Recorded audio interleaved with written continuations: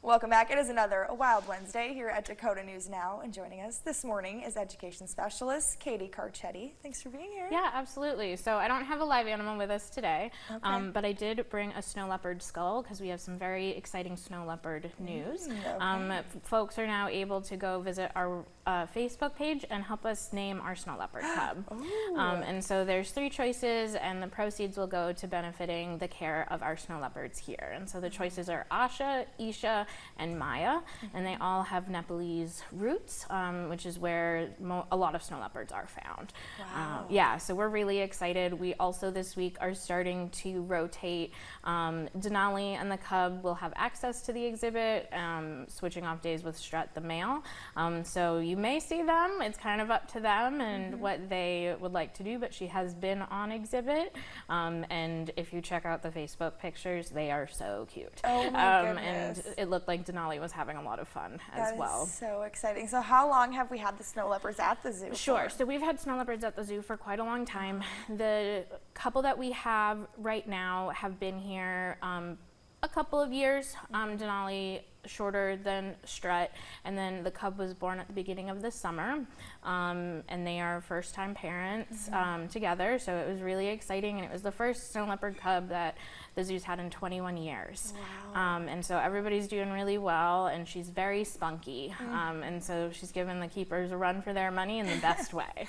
I love that. How exciting is it to have, babies at the zoo and have the opportunity for education as well? Absolutely. So everybody loves a cub, a baby animal. Of Like course. it's I'm obsessed with them. Oh yeah. But it helps bring awareness to the species, especially with snow leopards too. They are incredibly elusive in the wild, and so studying them and knowing more about them is near impossible. The best that conservationists do is with trail cameras, and that's how we're kind of tracking them in the wild and things like that. So this just helps us make sure that there's a good genetic diversity in human care in case they need to be re-released or more genetic material needs to be there, but we're a long way off from that.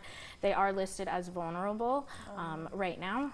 We work with a conservation organization in Nepal to help with their numbers. Wow, that is so interesting. And I had wondered about that, where they fall on, endangered, if they are, things like that. What are some other facts about snow leopards? So the endangered list is determined by the IUCN, which is the International Council.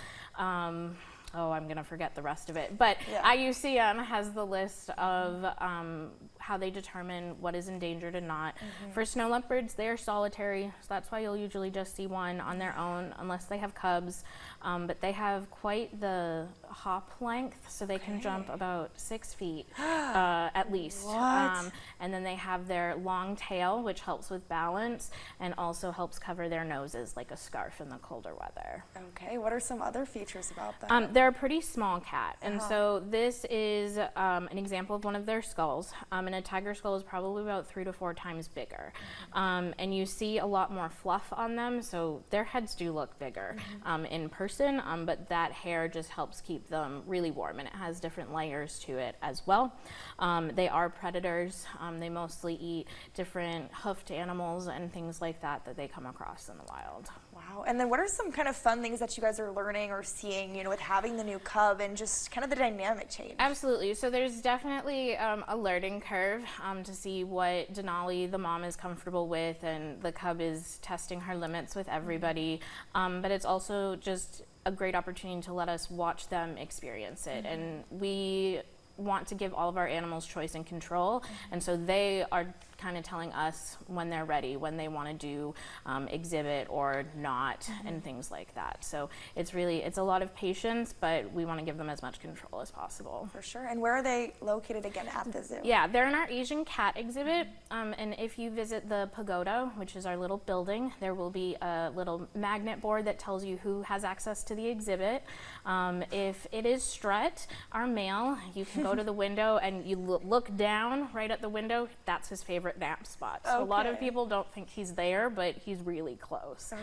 And you'll see him curl up like a croissant with his tail over his nose. That is so cute. I love it. And there's still so many nice days to Oh go yeah, to absolutely. go We to have the a lot zoo. of nice days this week, Yeah. and we also have late night at BHA coming up, and Zubu, and Spooky Seas. So lots Okay. happening. And where do people go for information on all of those events? Greatzoo.org or our Facebook pages. Awesome. Well, thanks for being here. Yeah, absolutely. Thanks for having me. And stick around. We have more after the break.